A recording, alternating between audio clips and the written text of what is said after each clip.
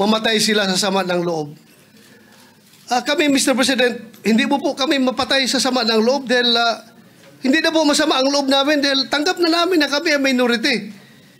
Ang kinasama lang ng loob namin is bakit kailangan pang patayin kami sa sama ng loob? Hindi na po masama ang loob namin. Tanggap na namin na kami minority. At pangalawang punto, Mr. President, gimmick lang ng minority yan. Ang Senado po, hindi po ito noon-time TV show na puro gimmick ang ating titikap dito. Kami po ay nag-raise dito ng legitimate issues which requires legitimate attention. Mr. President, since nabanggit mo na lang rin na yung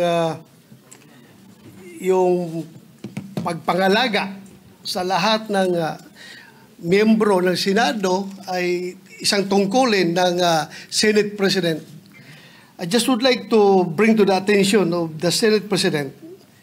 I came across with the news. Now, when the Senate President was asked by a certain Christian Esguerra regarding the minority taking up the question about the custody of Bryce Hernandez.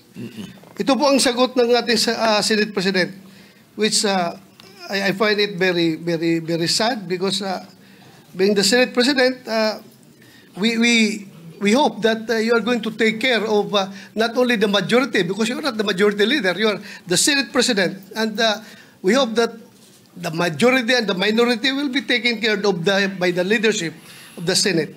And if I quote your answer, Mr. President, gimmick yan ng minority. Hindi ba nila naiisip na baka si Martin Romualdez ang tuta ko? Makabintang sila porque pinagbigyan ko yung TRICOM, tuta na ako. May ginawa ba akong illegal? Yung request ng House of Representatives, illegal? Hindi. Ang gusto ninyo, awayin ko yung House of Representatives on day one. Mamatay sila sa sama ng loob. So, malungkot lang ko ito, dalawang punto, Mr. President. Unang-una, yung mamatay sila sa sama ng loob. Kami, Mr. President, hindi mo po kami mapatay sa sama ng loob dahil hindi na po masama ang loob namin dahil tanggap na namin na kami ang minority. Ang kinasama lang ng loob namin is bakit kailangan pang patayin kami sa sama ng loob? Hindi na po masama ang loob namin. Tanggap na namin na kami minority. At pangalawang punto, Mr. President, gimmick lang ng minority yan. Ang Senado po, hindi po ito noon-time TV show na puro gimmick ang ating titikap dito. Kami po ay nag-raise dito ng legitimate issues which requires legitimate attention. So, Mr. President, ako po ay nalulungkot, which brings me to my parliamentary inquiry, Mr. President, na yung si Bryce Hernandez, yung kanyang custody was transferred, physical custody, I'm talking about physical custody, was transferred from the Pasay City Police Station to the Senate Sergeant at Arms room. Through yung from correction, from Camp Crame to Pasay, it was done through plenary action. Now, lately we heard that he was again transferred from Pasay to the Senate without plenary action. This is my parliamentary inquiry. Kung is a parliamentary action can be subverted by an action which is not a parliamentary action? Yun lang tanong ko. Matter of procedure lang, Mr. President. Dahil kung ganun,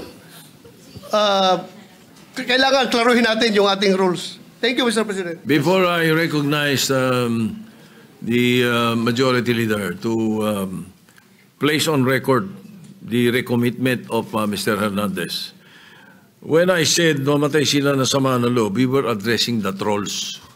Because it was the trolls who were saying something to that effect.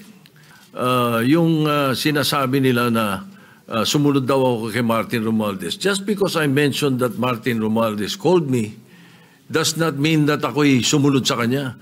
The request was coming from the House of Representatives, and the request was to retain Hernandez in the Congress.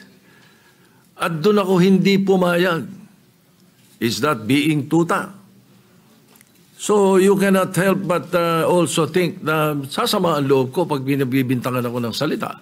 Hindi po ba? So ayun, anyway, mabuti na yung masagot natin yan. At sinasabi ko sa kanila, yung mga trolls, yung mga sinasagot namin.